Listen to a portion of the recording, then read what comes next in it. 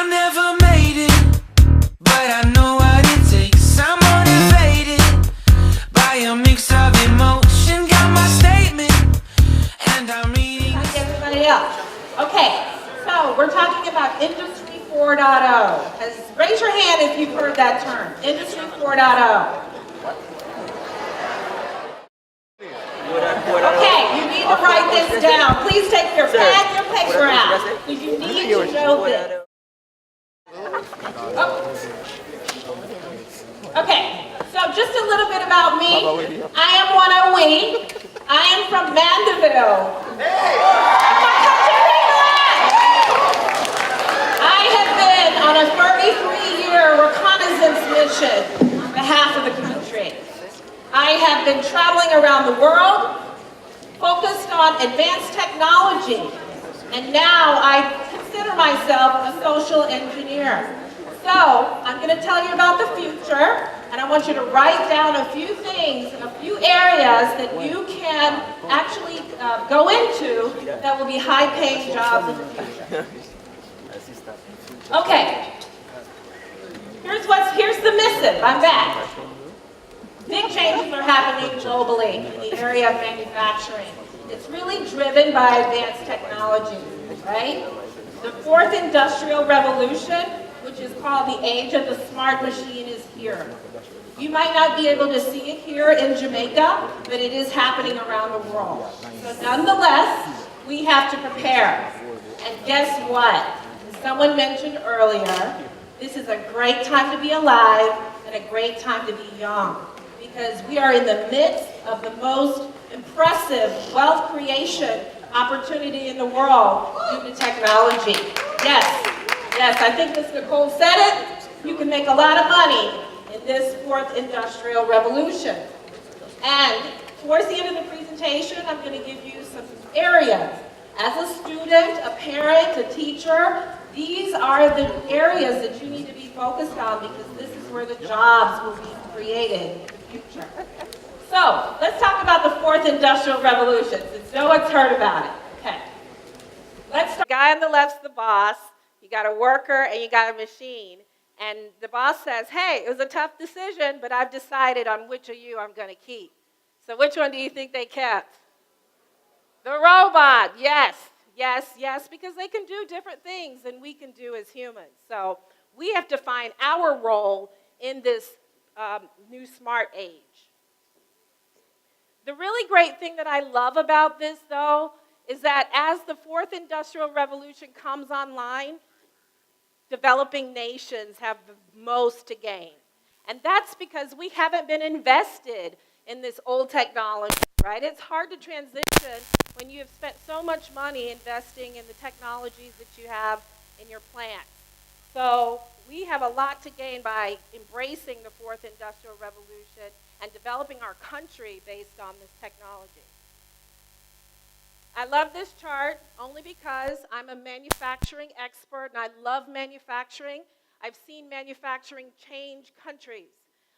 Singapore, one great example, just like Jamaica. They've used manufacturing to create wealth for their country and to create wealth for the people in the country. So I personally love this because we have to allow the manufacturing sector here in Jamaica to take its appropriate place as the leader of our economy. We've got to make sure that we are focused on manufacturing, on creating things. Here in Jamaica, we love to consume, right? We love stuff. We love the nice things, but we never think about making that and being a creator and making the products that are in demand. You know, when I traveled all over the world and talked to people, I would always say I was from Jamaica. I'm claiming you. I'm claiming my country. And, you know, the creativity that we have as a nation here, every one of you all have this in you. It's very special. It's the desire. It's the creativity. The way that we can think about creative problem solving is in all of us as Jamaicans. That's something that's not in a lot of countries. A lot of countries can't come up with the original idea. So this is why we have to take our place as creators in the global society. Create products that other people want.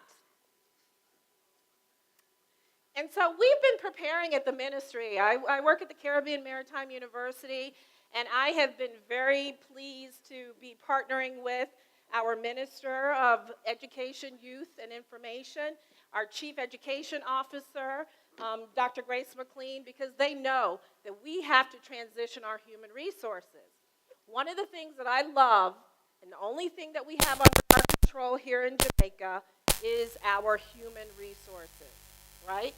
So we got to make sure that we're directing you guys in the right areas. So in this next slide, I'm going to show you some areas that you need to be thinking about, areas that are fourth industrial revolution technologies, that if I was a young person, I was a teacher, I was a parent, I would definitely be pushing my children into this area. So let's start from the bottom, and this isn't my right slide set, but that's fine. Robotics. Robotics, write that down. That's the area that you can focus on. Anything related to robotics, and robotics are going to be embedded in products, right? Augmented reality. Anybody heard of the HoloLens, Google Glass, right? Okay, augmented reality is going to add a digital layer on top of our real world. It's going to give us information, perhaps, on doing tasks and doing different things, but augmented reality is an area that I encourage you to focus on. And that means you could create augmented reality solutions for companies or yourself. Augmented reality as well, for the teachers in the room, will be an awesome new educational experience for your students. Think about teaching things like the third dimension using augmented reality, right? So using these fourth industrial revolution technologies in the classroom is something I highly encourage. Additive manufacturing. We run at the Caribbean Maritime University the largest fleet of 3D printers in the Caribbean. We have an awesome team of people focused on using this new method of manufacturing, because additive manufacturing is going to be the way that we make products in the future. Just a quick overview. Subtractive manufacturing is when you take a block of steel, take material off, and you have something. Subtractive. That means there's a lot of wastage that goes on in the manufacturing process.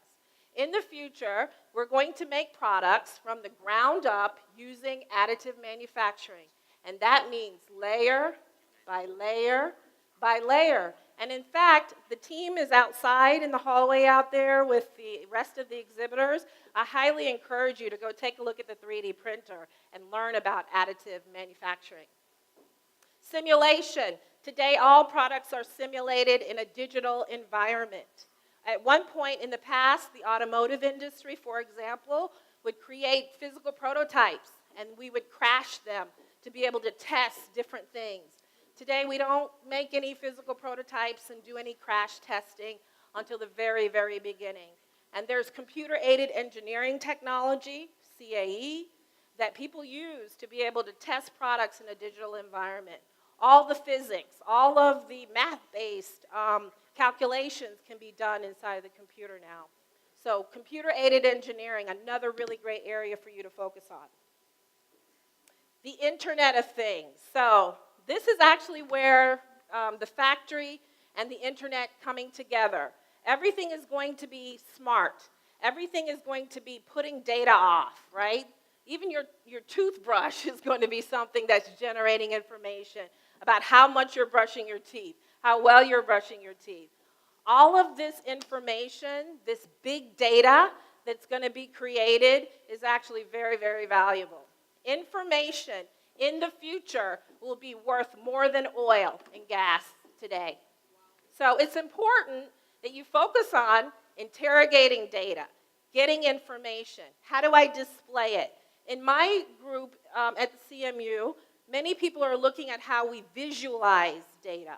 You know, how do we make pictures out of data? Because a picture, obviously, is worth 1,000 words.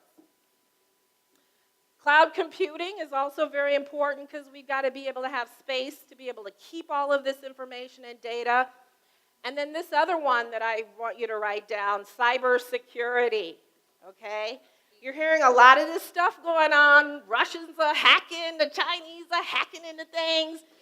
I think we can learn, I think we can use our talents, our creativity, because I know we can sell, I know we can get into some things as Jamaicans. Use that to be able to protect our resources, protect our intellectual property. So we need an army of cybersecurity specialists working to stop intrusion, stop theft of our corporate information, theft of our personal information. So a cybersecurity specialist is a good profession for you to go in. Every one of these areas that I've mentioned are high-paying salaries, up into the six figures for the U.S., over $100,000 on your salary. So these are very, very high-paying jobs. And a lot of times, yes, we want to have the college degrees and we want to have the expertises in these areas, but many times you can have certificates of competence in certain area, like in cybersecurity. Oh my God, my alarm's going off. Time is ending. I wanted to do my shameless plug for the Caribbean Maritime University and let you know that if you want to go into any of those areas that I just mentioned, we are a great option for you. We have made a lot of investment in technology to bring those fourth industrial revolution technologies to Jamaica so that you could experience it. We do a lot of tours for schools, so if you want to come by and look at our labs and see what it is we have at the Caribbean Maritime University, I highly encourage that you do that. All right, that's it. Thank you. Thank you.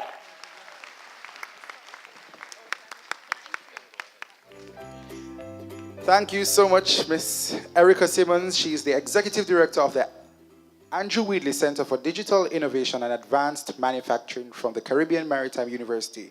Give her a round of applause once more.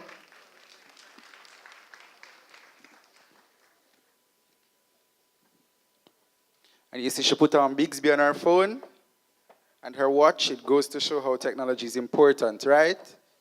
Right? All right. So at this time, we'll have the question and answer segment. We invite all three speakers who have gone to make their way to the stage. Mrs. McLaren Campbell, got that correct, right? Carlton Stewart and Miss Erika Simmons. We're asking them back to the platform.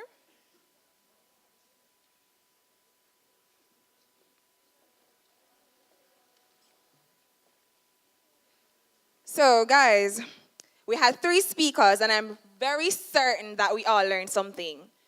Could someone quickly tell me something that you learned while the speakers make their way to the platform? Quickly. Stand. You don't have to start great. You can have a great finish. That Someone came from else. which speaker? Which speaker? Which speaker? Carlton Stewart. Right. So at this point, we give the students the opportunity to ask or pose a question to a speaker. So you need three students, and it's one question per speaker with time. All right. You can use a, okay. Great. Good afternoon, everyone. So for Mrs. Campbell, so you said that you conduct interviews for colleges. When you're interviewing the students, what are the things that you look for outside of their papers, of course? What's the personality that you look for and stuff like that? Oh my gosh, what is your name again? Studine. Big yourself up. From What St. school? Diego High. All right, St. Diego. Yes. I just love you guys. All right, so here is what colleges look for in the interview and generally.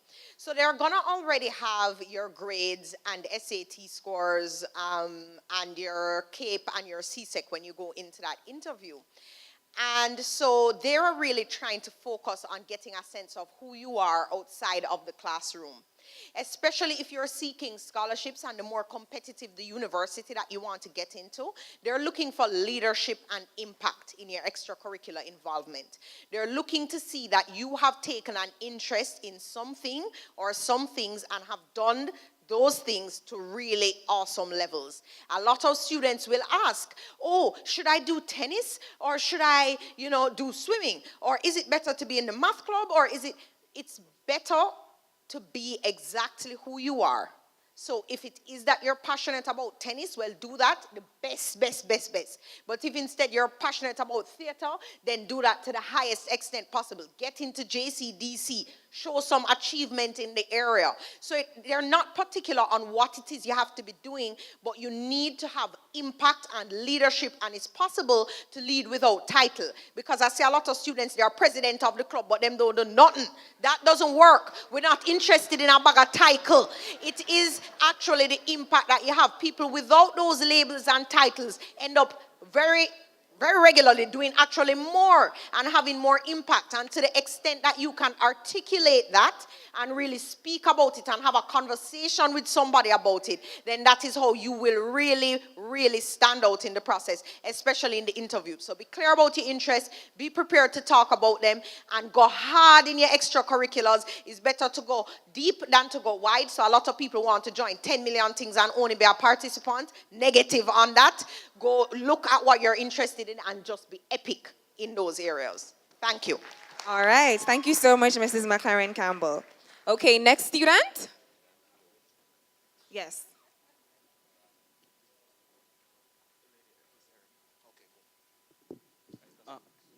Please introduce yourself before you ask the question. Thank you. Good afternoon. My name is David Robinson from Shorter Teachers College. Miss Erika, I would like to ask you, what do you think of the future of the teaching profession in this advancing world? That is also a very, very great question. Thank you. So I talked about our human resources, our human capital, the only thing that we have under our own control here in Jamaica, right? The people resources. Teachers are going to be incredibly important in the future, but you have to also make yourself relevant. Those fourth industrial revolution technologies that I just talked about, those are the things that you're going to have to start infusing into the classroom, like augmented reality. I love augmented reality because a picture is worth 1,000 words. Now, if you were explaining to someone what a volcano does, right, wouldn't it be great to put on a pair of glasses and see a volcano as you're talking about it? In places like Case Western Reserve University in the United States, they're teaching things like medicine. They're not in a classroom, they're standing around a digital model, and they're able to look inside of the human body, manipulate things inside of this digital world. So as a teacher, you're gonna have to figure out how you're going to infuse those fourth industrial revolution into your classroom and know that you have the most important role in our society, which is the molding and the creation and the engineering of our human resources. All right. Such great questions coming from the audience. And the final student. Can I just add something? Case Western gives really good scholarships. Man. Yes, they do. All right, thank you. Next student. Okay, sure. Good afternoon, everyone. Ryan Scott here, student of the University of West Indies. Big up to Christina and Lich.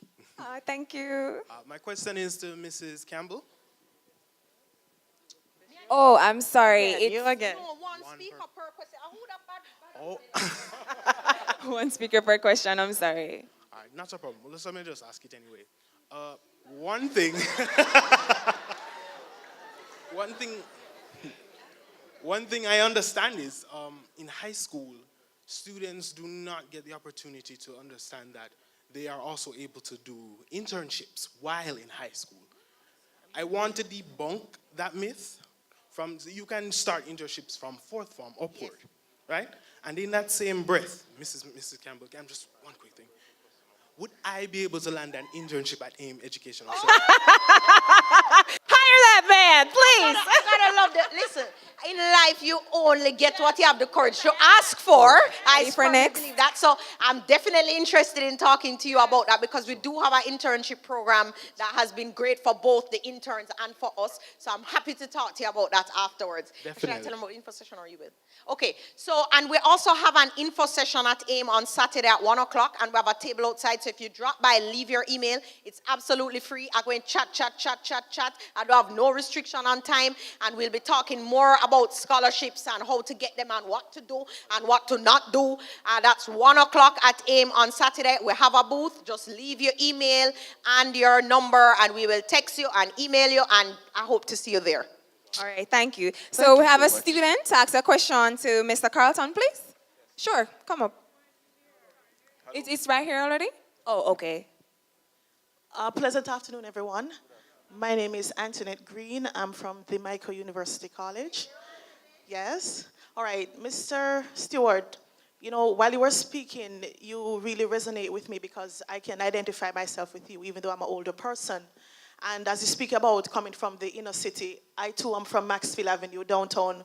When you hear the gunshot, you have to jump out a tree and all of that. Yes, I'm one of those. But my question to you is, how is it then I tell a young person who's maybe from the inner city that in spite of what you've been through, in spite of what you see around you, that, you know, don't look at that, but education is the key. When they're going to tell me that, listen, I can scam something or I can do something, how do I speak to such a person? For me, I try to use experience because for most young persons, if you keep telling them something and they can't relate to it, sometimes it's like a void.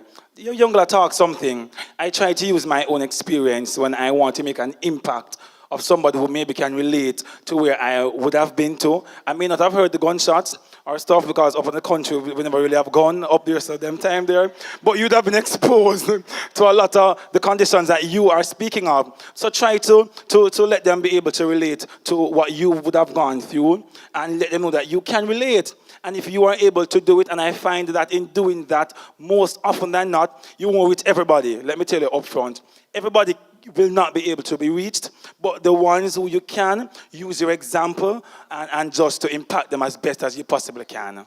All right, yes. All right, thank you. So at this... Go, Lage, go. Thank you so much, students, and thank you to our presenters.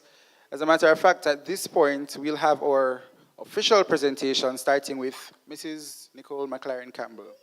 You know, I kind of don't understand the left-hand, right-hand shake thing, so you have to help me. But, all right, we can take a picture, please.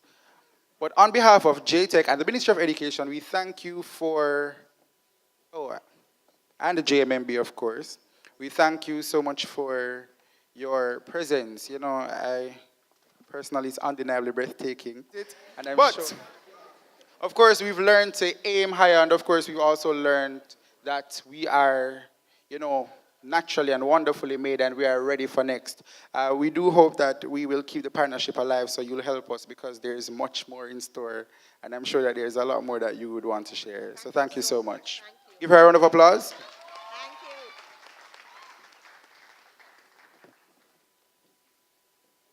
you. All right, so we invite Mr. Carlton Stewart. And this is also courtesy of JMMB. Mr. Stewart, as a fellow, well, you're no longer a student, but as someone who is also from humble beginnings, I was I was moved by your presentation. And I also believe that it's not about where you start. You don't have to start great, but indeed we can finish great. And thank you so much for coming and presenting to us. And I believe you inspired every single person here to go higher and to do greater things. So thank you so much.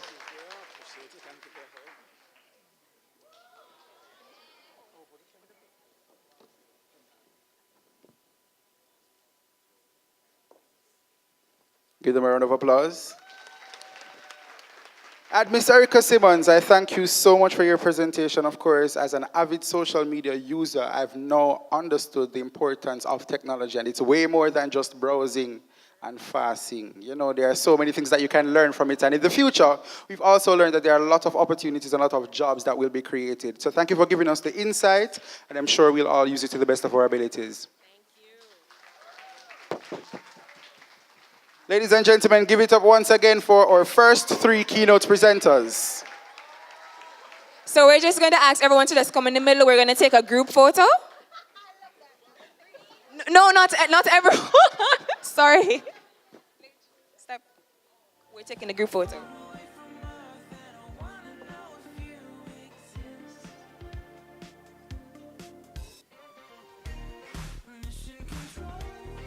All right, another round of applause, please, for our 3 presenters.